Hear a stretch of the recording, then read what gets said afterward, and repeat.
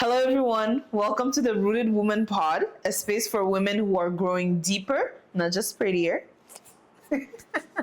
Here, we talk about just patience, purpose, peace, and all the real life lessons.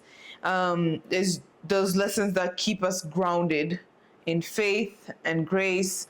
I'm your host, Beatrice, and together we're learning to stand firm, stay soft, and stay rooted no matter what life brings.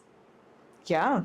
So for today's video, we're talking about a lot more than just patience. So stay tuned until the end. It's an interesting video for sure, and hopefully it could uplift you and encourage you, because I'm not here to tear you down at all by any means. I'm learning myself, so in this journey called life.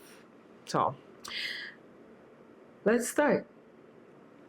You ever walked into a room and there it is again, the same pair of socks on the same floor in that same spot you told him about yesterday? And the day before, you see, he knows. And the day before, y'all, and suddenly you feel that holy irritation rise up in your chest. Like, Lord, not again. How many times must I say this? I get it, sis. I get it. Because it's not just about the socks, right? It's about what those socks represent, right?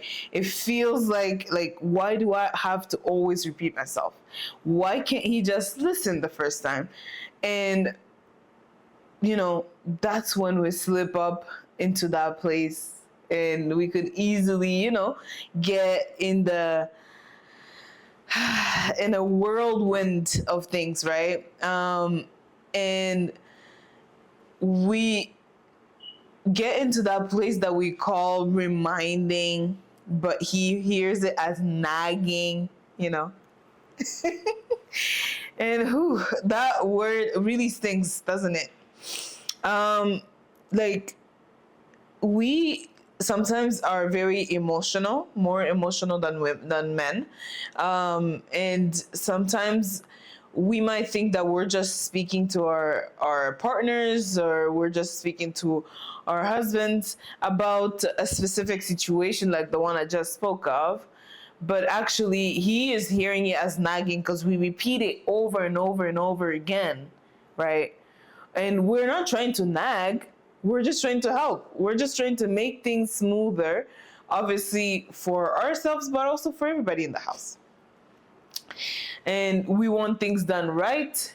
We want things in order. We want partnership. We want, if I'm telling you something, I want you to be able to do it, and not necessarily having to remind you all the time. But, here is something that I had to sit with one day, right? Sometimes my need to control the how and when just steals the peace that I've been praying for.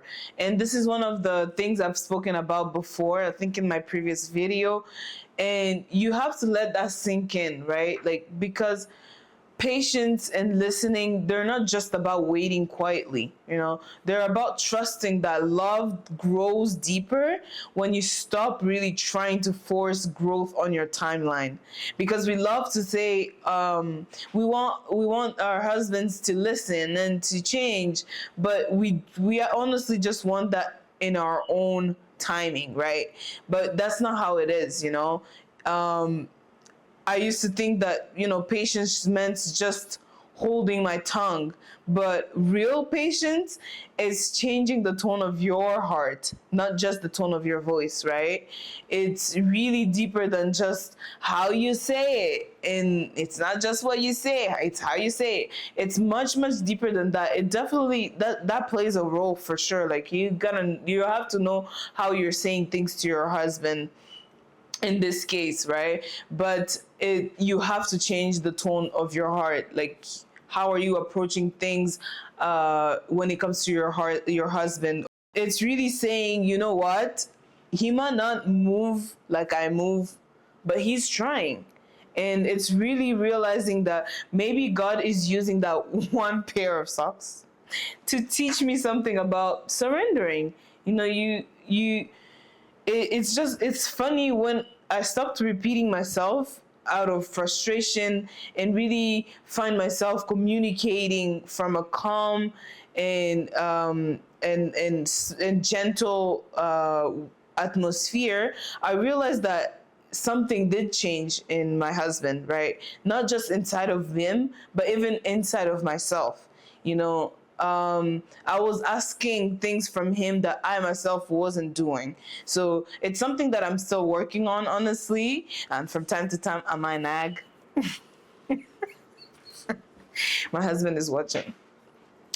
But yeah, but you know, I'm working on that, and it's really something that you do have to come to a realization that just because you're seeing something that isn't making you happy doesn't mean you have to really speak about it right then and there. Like, give yourself time to calm down, because when you speak from rest, you actually give room for a response from your husband.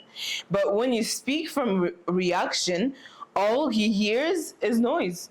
All he hears is he's just nagging. So so I'm learning that sometimes it's not my words that need to be louder, but it's actually my spirit that needs to be more quiet. You know, it needs to be quieter and speak to a place of like peace.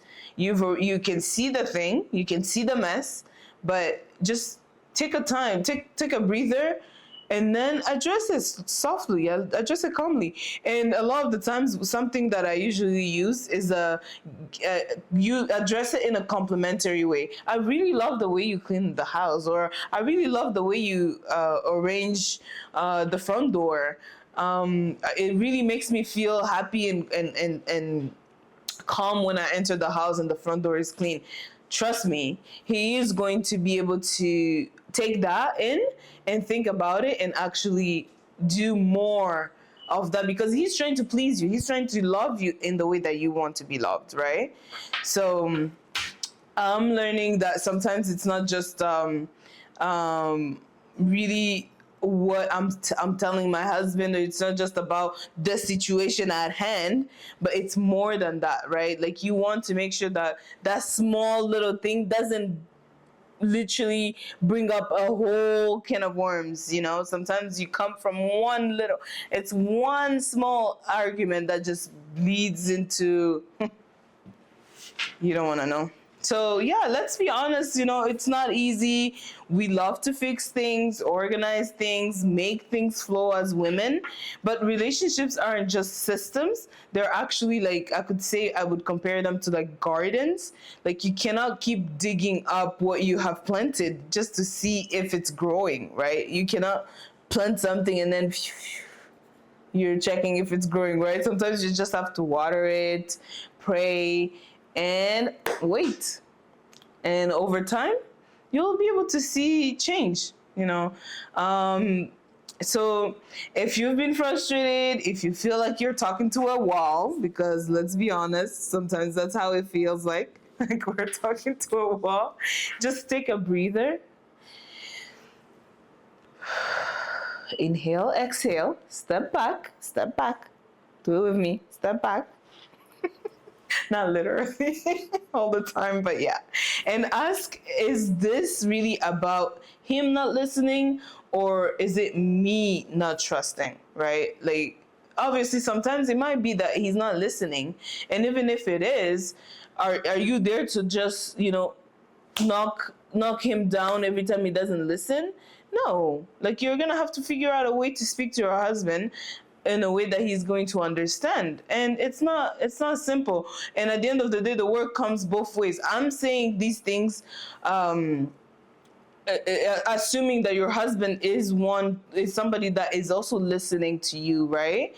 When you're telling him something, he's listening to you and he's willing to make the changes for the greater good of the relationship, for the greater good of the family, you know. So because you have to understand that patience isn't weakness at all. It's actually strength, but under control, right?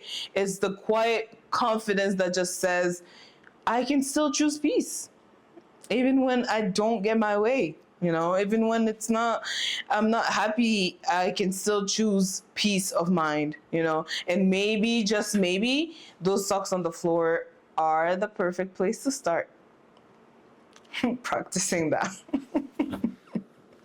But yeah, so this week, let's just be intentional. Before you remind, before you repeat, pause, pray, and choose peace over proof.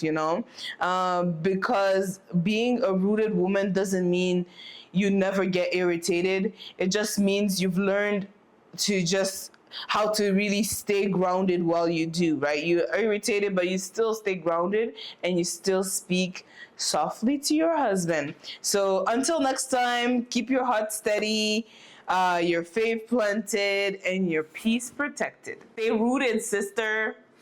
Bye.